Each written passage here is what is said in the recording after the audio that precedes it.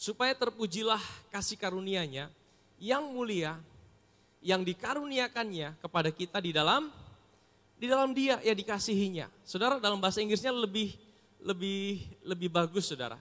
Coba kita tampilkan bahasa Inggrisnya.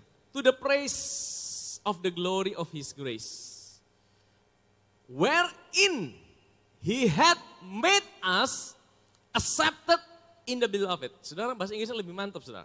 To the praise, bagi pujian, bagi kemuliaan daripada kasih karunia-Nya. To the praise of the glory of His grace. Jadi kasih karunia itu bukan cuma kasih karunia biasa. The glory of His grace. Betapa mulianya kasih karunia-Nya itu. Apa itu kemuliaan kasih karunia? Apa itu kemuliaan kasih karunia? Kenapa kasih karunia dikatakan itu mulia, saudara? Di mana Dia, wherein He had made us. Dia telah menjadikan kita. He had made us accepted in the beloved. Saudara, ini mantap, saudara. Kita diterimanya di dalam mana? In the beloved. Saudara tahu siapa the beloved? Siapa the beloved of God? Yesus, inilah anakku yang kukasihi. Kepadanya aku berkenan. Siapa beloved of God? Yesus. Yesus anak putra tunggal Bapa. Yang paling dicintai, yang paling dikasihi. Saudara tahu, saudara dimasukkan di mana? Saudara diterima di dalam Dia. Jadi gini, saudara, penerimaan Bapa buat hidup saudara tidak tergantung situasi saudara. Tidak tergantung keadaan saudara. Tidak tergantung apa yang sedang saudara alami dalam hidupmu. Penerimaan Bapa dalam hidup saudara tergantung you are now accepted in the beloved. Saudara dimasukkan dalam Kristus. Jadi saudara, jangan hubungkan penerimaan Bapa, kasih Bapa, cinta Bapa dalam hidup saudara dengan situasimu, dengan keadaanmu. Jangan pikir kalau engkau baik, Bapa tambah sayang sama engkau. Jangan pikir kalau engkau gagal, Bapa tinggalkan engkau. Jangan pikir, jangan ukur cinta Tuhan dalam hidupmu berdasarkan apa yang kau bisa buat Tuhan. Karena Tuhan mencintai hidup saudara. Engkau berharga di mata Tuhan. Engkau dicintainya bukan karena apa yang bisa engkau buat Tuhan. Tapi engkau dicintainya karena engkau ditaruh. You are accepted in the beloved. Amin, saudara. You are accepted in the beloved. Saudara itu diterimanya. You are accepted in the beloved. Waktu saudara diterimanya, saudara dimasukkan dalam Dia. Bapa tidak lihat saudara terpisah dari Kristus. Amin, saudara. Ini penting buat kita. Ini identiti kita hari ini. Ini identiti kita hari ini di dalam Kristus. Sehingga apa, saudara? Situasi apapun saudara boleh alami dalam hidup ini. Waktu engkau gagal, engkau tidak jauh dari Tuhan karena engkau tahu I am accepted in the beloved. Waktu situasimu buruk, engkau tidak depresi, engkau tidak stres, tapi engkau bisa ingatkan dirimu, I am accepted in the beloved. Aku ada di dalam Kristus. Amin, saudara. Dan ini yang kita sedang pelajari hari-hari ini, saudara, tentang imam besar. Ya, kalau saudara ikuti khotbah daripada di tempat ini, saudara, hari-hari ini kita sedang belajar tentang imam besar. Saudara tahu imam besar itu mewakili orang Israel di hadapan Tuhan. Imam besar itu beda dengan nabi. Nabi itu selalu bicara, ini suara Tuhan, ini suara Tuhan, ini suara Tuhan. Kalau imam besar, ini umat Israel, imam besar selalu berdiri buat orang Israel di hadapan Tuhan. Jadi saudara tahu, kalau imam besarnya benar, maka seluruh umat Israel itu diberkati. Seluruh keberadaan daripada orang Israel ditaruh di satu imam besar. Tuhan sengaja bikin sistem itu karena Tuhan tahu orang Israel tidak mungkin bisa sempurna. Orang Israel itu penuh dengan kegagalan. Sehingga Tuhan bikin sistem namanya imam besar. Di dalam imam besarlah, disitulah kunci berkat buat orang Israel. Sebenarnya itu gambaran tentang hari ini kita punya seorang imam besar, namanya siapa? Namanya Yesus. Amin, saudara. Sehingga apa? Berkat dalam hidup saudara tidak tergantung situasimu, tidak tergantung keadaanmu. Tapi tergantung siapa imam besar kita yang kita percayai dan kita tinggal di dalamnya. Amin, saudara. Amin, saudara. Ya. Nah, saudara, hari ini saya akan bahas bagian terakhir di dalam Keluaran pasal 28. Mari kita buka ayat 36 sampai 38, saudara. juga haruslah engkau membuat patam. Katakan patam. Ya, nanti kita akan lihat apa itu patam, saudara. Dari emas murni, dan pada patam itu kau ukirkanlah. Sekali lagi ada kata diukir, saudara ya. Diukirkan seperti materai. Ya, diukir itu seperti materai. Saudara, itu dimeteraikan di hati Tuhan seperti itu, saudara. Tidak ada yang bisa hapus, saudara. Ya, nah, diukir seperti materai, ditulis apa? Kudus bagi Tuhan, holiness to the Lord. Ayat 37. Haruslah patam itu engkau beri bertali ungu tua, dan haruslah itu dilekatkan pada serban di sebelah depan serban itu. Saudara, nah kita baca terus sampai selesai baru saya akan jelaskan. Patam itu haruslah ada pada dahi Harun, dan Harun harus menanggung akibat kesalahan terhadap segala, katakan segala, yang dikuduskan oleh orang Israel, yakni terhadap segala persembahan kudusnya, maka haruslah patam itu tetap ada pada dahinya, supaya apa? Supaya Tuhan berkenan akan mereka. Ya, jadi Imam Harun itu harus pakai patam dengan tulisan kudus bagi Tuhan, supaya apa? Supaya semua kesalahan orang Israel yang mereka lakukan itu tidak diperhitungkan Tuhan kepada mereka, tapi diperhitungkan kepada Harun yang sudah pakai patam itu, dimasukkan dalam patam itu, saudara. Ya, sehingga apa? Sehingga dikatakan Tuhan berkenan kepada mereka. Ini siapa? Orang Israel. Ya, segala kesalahan yang dilakukan oleh orang Israel itu tidak ditanggungkan pada orang Israel, tapi ditanggungkan kepada patam itu, saudara. Nah, patam itu apa? Mari kita lihat, saudara. Di atasnya itu ada sorban, ya. Dan kemudian setelah sorban itu dipakai patam. Patam itu warna emas itu, saudara. Itu plat dari emas, semuanya emas murni, dan itu diukir kudus bagi Tuhan, ya. Dan itu harus dipakai sama Harun supaya apa? Supaya orang Israel itu kalau lakukan kesalahan dalam tempat kudus, dalam pekerjaan. Jadi sudah tahu, orang Israel itu ya bukan berarti ketika mereka melayani Tuhan atau dalam kehidupan mereka sehari-hari, waktu mereka berdoa juga, bukan berarti tidak ada kesalahan, saudara. Karena apa? Saudara tahu bahwa Tuhan bilang apa? Kesalehan manusia itu seperti kain kotor di hadapan Tuhan. Sebaik-baiknya manusia, sehebat-hebatnya dia, sekuat-kuatnya dia mau bilang dia mau puasa 40 hari, 80 hari, tapi kalau dia tanpa Tuhan, tidak akan berkenan di hadapan Tuhan. Karena apa? Kesalehan manusia itu seperti kain kotor, firman Tuhan bilang. Jadi orang Israel lakukan itu semua, tetap ada kesalahan, tetap ada celah, tetap ada noda. Dan Tuhan bilang apa? Harun pakai itu, tulis itu kudus bagi Tuhan, sehingga apa? Sekalipun orang Israel melakukan kesalahan, kegagalan, itu tidak diperhitungkan pada mereka. Tapi aku akan tetap berkenan sama mereka. Saya lihat ini gambaran yang indah, betul? Siapa imam besar kita hari ini? Yesus. Ya. Ini menandakan bahwa apa? Penerimaan Tuhan dalam hidup saudara tidak ditentukan seberapa baiknya hidup saudara. Amin, saudara. Tapi ditentukan seberapa baiknya imam besar kita hari ini. Imam besar kita hari ini ada di mana? Ada di sorga. Jangan saudara bayangkan, Yesus lagi pakai patam di sini ya, ada emasnya di sini. Tidak, saudara. Semua pakaian yang dipakai oleh Yesus, dipakai oleh imam besar, itu cuma gambaran buat kita, supaya kita tahu Tuhan itu apa keuntungannya buat kita, dia jadi imam besar kita hari ini, saudara. Amin, saudara. Ya. Nah, saya mau bahas dulu bagian benang yang dipakai untuk ikat patam itu, saudara. Itu benangnya itu warnanya apa? Warna biru, saudara. Ya, itu ada benang biru yang buat ikat itu emas itu. Coba tampilkan. Nah, benang ini benang yang sama. Kalau saudara baca dalam bahasa aslinya, saudara klik itu kata warna biru itu tehelet. Katakan tehelet. Ya, tehelet, saudara. Tehelet itu apa, saudara? Tehelet itu adalah warna biru yang terdapat di jumbai, katakan di punca jubah. Saudara lihat ini ada modelnya namanya talit. Kalau saudara ke Israel, itu banyak orang Israel itu pakai talit. Yang pakai talit itu adalah bukan yang perempuan, bukan yang wanita, tapi yang pria. Kenapa mereka pakai talit?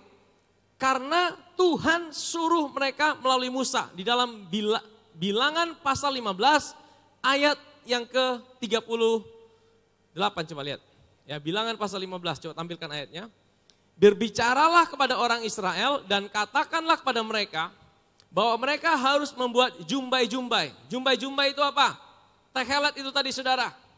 Ya. Jadi bahan yang sama yang dibuat ikat kepala daripada imam besar, bahan yang sama juga yang dipakai sebagai jumbai, jumbai-jumbai pada punca baju mereka turun-temurun, dan dalam jumbai-jumbai punca itu haruslah dibubuh benang apa? Ungu kebiru-biruan. Tujuannya apa? Ayat 39.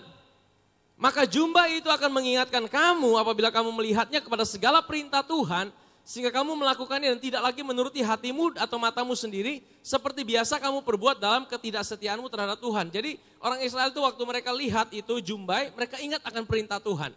Ya, mereka ingat akan janji Tuhan. Waktu mereka lupa akan janji Tuhan, mereka ingat lagi akan janji Tuhan. Jadi tehelet itu adalah jumbai. Itu adalah talit itu yang ujungnya. Kalau talit itu punca jubah, tapi kalau tehelet itu dia punya rumbai-rumbai itu saudara. Rumbai-rumbai. Warnanya biru, teheletnya mau warna apa, warna putih terserah, tapi dia punya jumbai itu warnanya biru. Kenapa warna biru saudara? Kenapa warna biru? Tadi kita lihat itu mengingatkan akan firman Tuhan, akan janji Tuhan. Tapi warna biru itu juga bicara tentang warna langit saudara. Ya, warna biru selalu bicara warna langit. Warna langit itu bicara warna sorga, warna pengharapan, warna kasih karunia. Warna biru itu selalu bicara tentang warna sorga. Makanya hari ini kita pakai baju warna biru saudara. Waktu saya tahu warna biru itu warna kasih karunia, saya suka warna biru saudara. Saudara tahu kenapa? Ya, waktu orang ngalamin susah, waktu orang ngalami masalah, biasanya orang lihat ke bawah atau ke atas saudara. Waktu dia ngalami beban yang berat, seringkali kepalanya tertunduk atau kepalanya terangkat saudara. Tunduk atau angkat? Biasanya tertunduk, betul? Kepalanya tertunduk, lesu, tidak mampu terangkat. Nah Tuhan itu kasih jawaban gini saudara. Kalau kamu pakai tehelet, kalau kamu pakai punca jubah, di bawahnya ada tehelet. Kalau orang lagi tunduk kan dia lihat bawah. Kalau dia lihat bawah, dia tetap lihat warna biru saudara. Artinya apa? Sekalipun dia lihat sedang tertunduk, sekalipun dia sedang mengalami masalah. Waktu dia tertunduk, dia tetap lihat ada pengharapan. Dia tetap lihat ada jawaban Tuhan. Dia tetap lihat ada kasih Tuhan. Sekalipun di tengah-tengah masalah. Amin saudara. Itu gambaran yang Tuhan berikan buat kita hari ini. Sekalipun engkau ada dalam masalah, tetaplah engkau bisa melihat bahwa ada langit yang biru. Sekalipun di tengah-tengah mendung, di tengah-tengah hujan yang lebat, di tengah-tengah awan yang gelap, engkau tetap bisa melihat ada langit yang biru dalam kehidupanmu. Amin saudara. Itu yang Tuhan mau saudara. Bahkan dalam saat-saat yang terberat sekalipun, engkau sedang tertunduk, kepalamu sedang tertunduk, engkau tetap bisa melihat warna biru ada dalam kehidupanmu. Amin saudara. Ya, dan saudara tahu, jumbai itu juga warna biru, tehelet itu yang dipegang sama wanita pendarahan 12 tahun. Saudara ingat kisah itu saudara? Ada seorang wanita yang 12 tahun dia sakit pendarahan. Telah dihabiskannya semua yang dia punya, dia udah jual hartanya, dia pergi berobat ke berbagai macam tabib, tidak tambah sembuh, tambah sakit. Bukan cuma sakit di tubuhnya, sakit di hartanya, sakit di jiwanya. Karena dia juga tertolak oleh keluarganya, dia ditinggalkan sama keluarganya, tidak ada yang mau urus dia. Dia punya batin juga sedang terluka saudara. Dan pada saat-saat seperti itu firman Tuhan katakan, dia dengar berita-berita tentang Yesus. Ini penting saudara. Maka saudara perlu terus dengar berita tentang Yesus. Apapun masalah saudara, dengar terus berita tentang Yesus. Makanya kita lagi mau masuk di Spotify, audio. Untuk apa? Saudara, waktu saudara kerja, waktu saudara sedang masak, waktu saudara sedang melakukan aktivitas saudara, sedang olahraga, bisa pakai headset. Saudara bisa dengar terus firman Tuhan. Firman yang bicara tentang Yesus dan karyanya. Dan Dan itu membangkitkan iman saudara. Tanpa sadar jiwa saudara dibangkitkan. Engkau mengalami kekuatan daripada Tuhan. Amin saudara. Ya, nah dia dengar berita tentang Yesus. Dan waktu dia dengar berita tentang Yesus, dia bilang apa? Asalku jamah saja ujung punca jubahnya. Saudara tahu yang dia mau jamah itu apa? Bukan bajunya Yesus. Bukan bajunya Yesus. Yang mau dijamah itu adalah talit, tapi bukan talitnya, tapi jumbai-jumbai itu saudara. Tehelet itu yang mau dijamah. Tehelet itu yang mau dijamah. Tehelet itu bicara tentang kasih karunia. Waktu dia jamah itu, dia mengalami kesembuhan. Dia tahu di Maleakhi ada firman yang berkata, kalau surya kebenaran itu datang. Siapa surya kebenaran? Yesus. Surya kebenaran itu Yesus. Maleakhi bilang gini, kalau surya kebenaran itu datang, akan ada kesembuhan di sayapnya. Sayap itu adalah talit. Dan di ujung talit itu adalah tekhelet. Setiap orang yang menjamah. Nah ini saudara, tapi kamu yang takut akan namaku, bagimu akan terbit surya kebenaran. Surya kebenaran itu siapa? Yesus. Dengan kesembuhan pada sayapnya. Sayap itu apa? Punca jubah. Di ujung punca jubah ada apa? Ada tekhelet itu saudara, ada jumbai-jumbai. Ini yang dijamah oleh wanita pendarahan 12 tahun. Waktu dia jamah itu, firman Tuhan berkata apa? Ada kesembuhan pada sayapnya Yesus. Amin saudara. Waktu seseorang berjumpa dengan kasih karunia Tuhan, waktu dia ngalamin kasih karunia Tuhan, tidak mungkin hidupnya tidak diubahkan oleh Tuhan. Waktu dia menjamah kasih karunia Tuhan, Tuhan mengubah kehidupannya. Amin saudara. Dia menjamah tekhelet itu saudara. Ya. Nah, saya mau kembali ke Keluaran.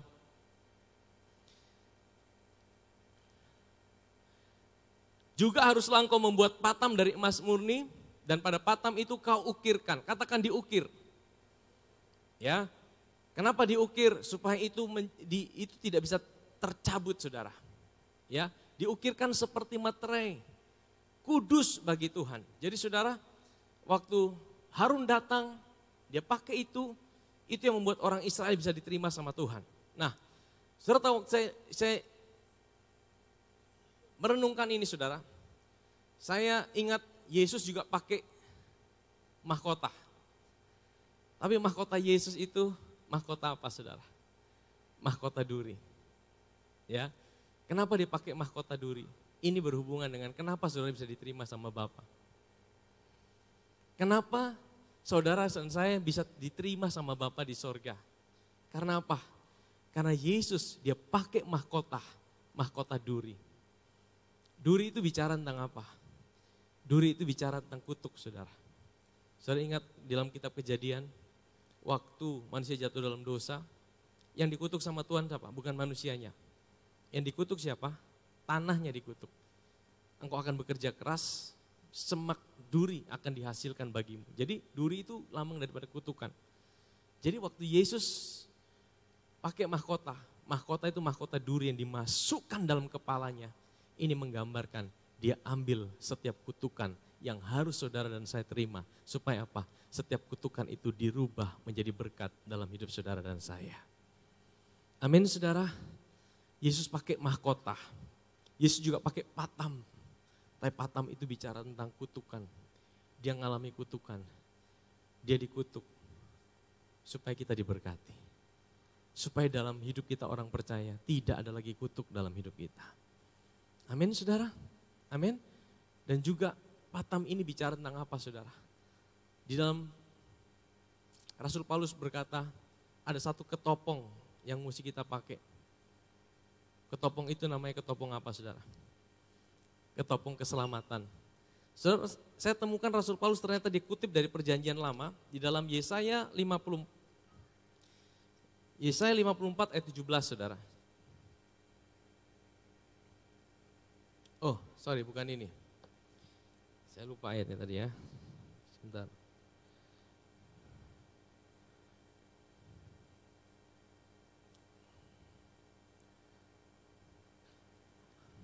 Oke, saya lupa ya, tapi yang pasti ada saudara. Jadi itu baju sirah itu kebenaran, itu juga dikutip sama Rasul Paulus, senjata peperangan rohani. Coba lihat Efesus 6 ayat 17.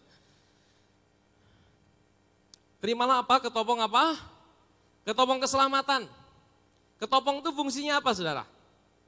Supaya kepala kita ini, waktu orang berperang dia pakai ketopong supaya kepalanya kalau diserang dengan panah, itu kalau di pedang gitu kena besi kan aman saudara ya. Kalau tidak pakai ketopong begitu kena pedang atau apa putus langsung patah itu.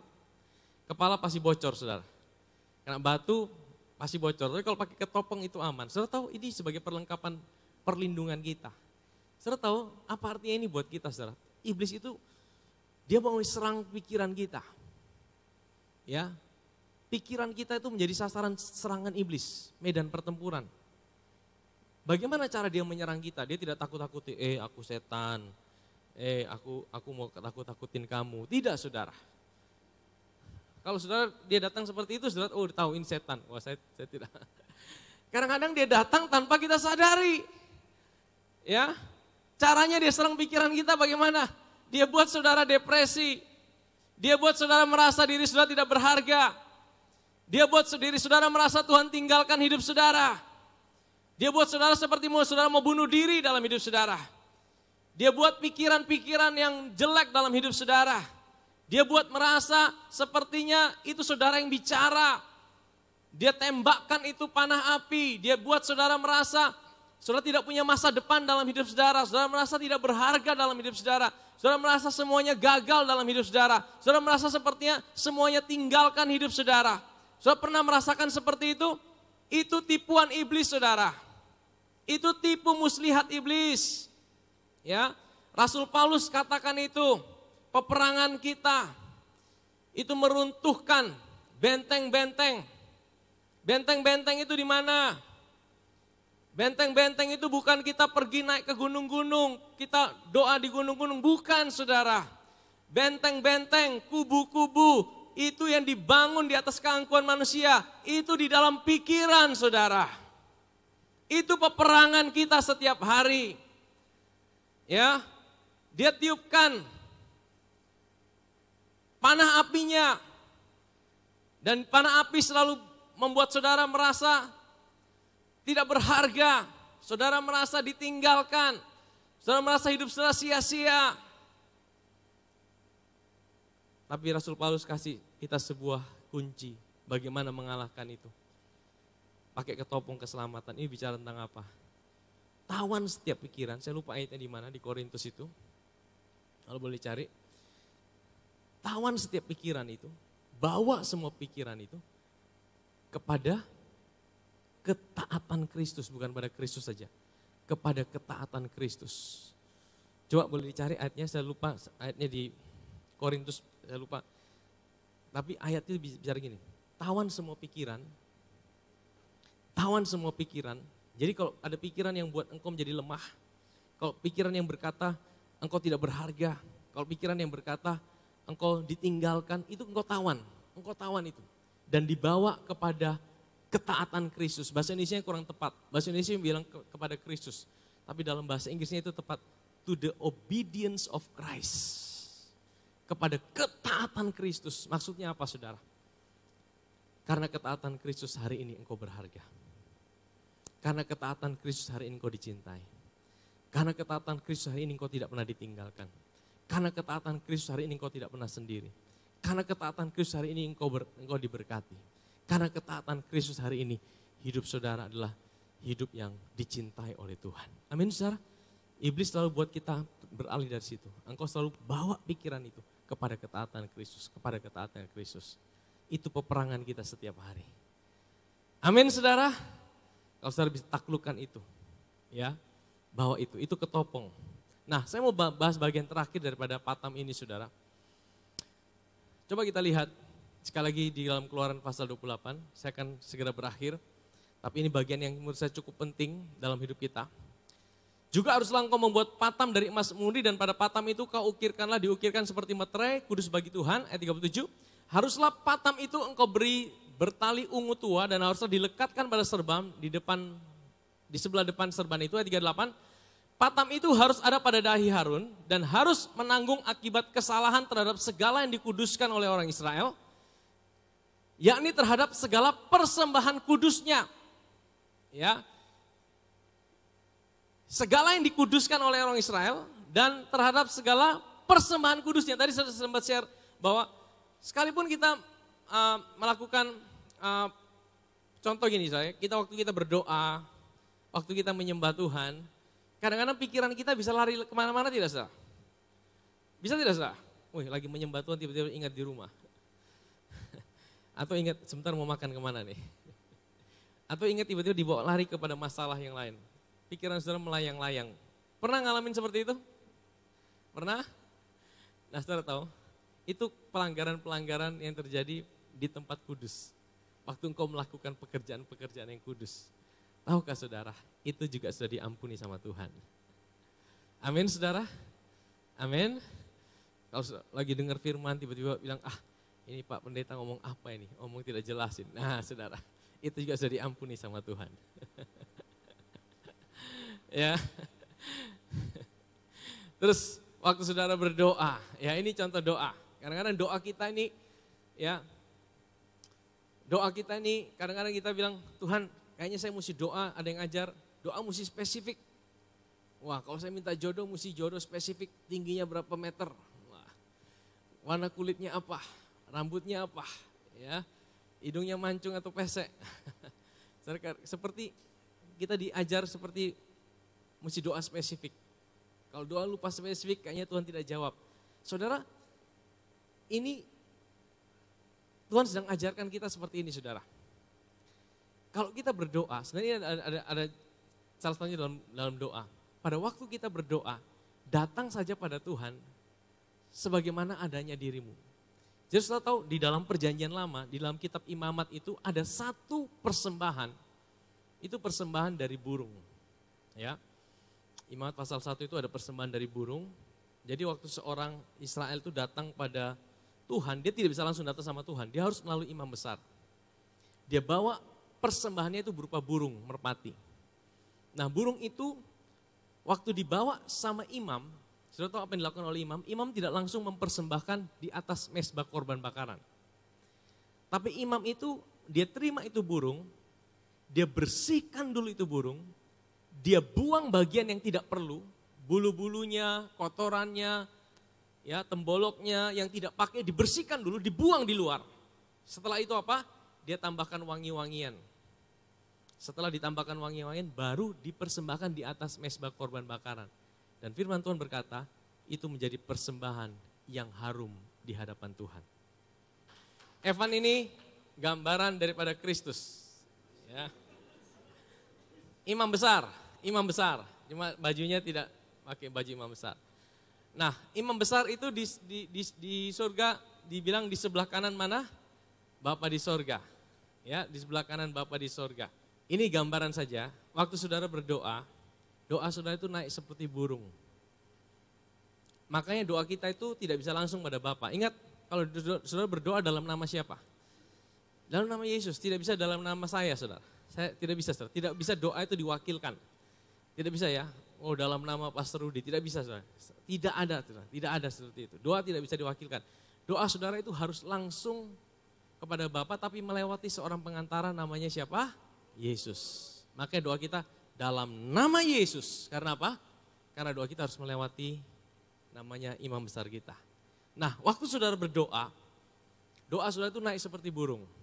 Untuk apa saja dalam hidup saudara? Ada yang minta jodoh, ada yang minta pekerjaan, ada yang minta masa depan, ada yang minta persoalan rumah tangga.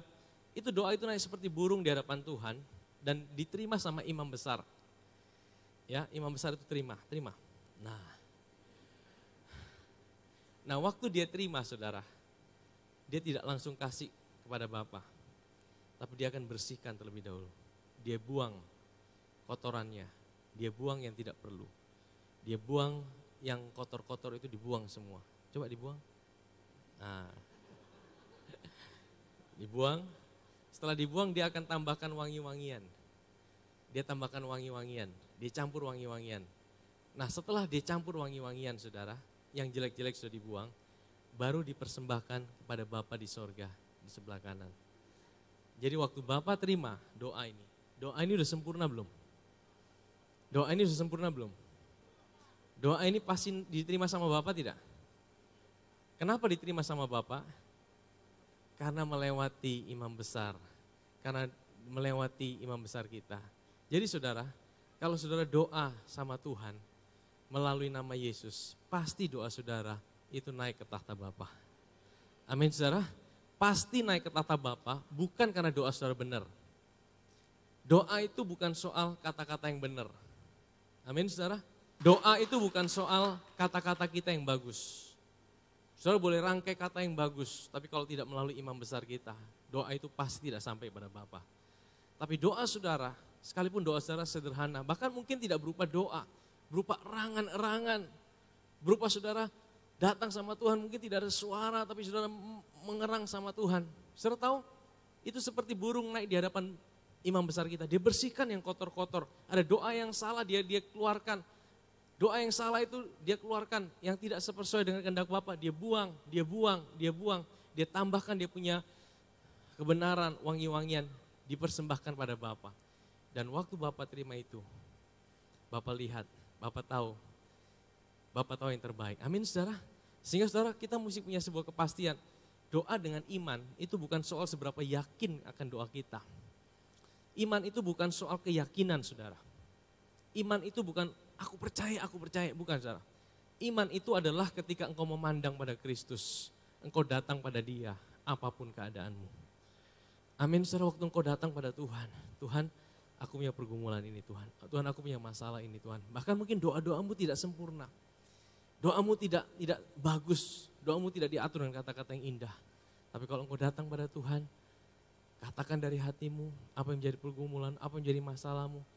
Dan engkau tahu bahwa doa itu melewati seorang imam besar. Dalam nama Yesus aku berdoa.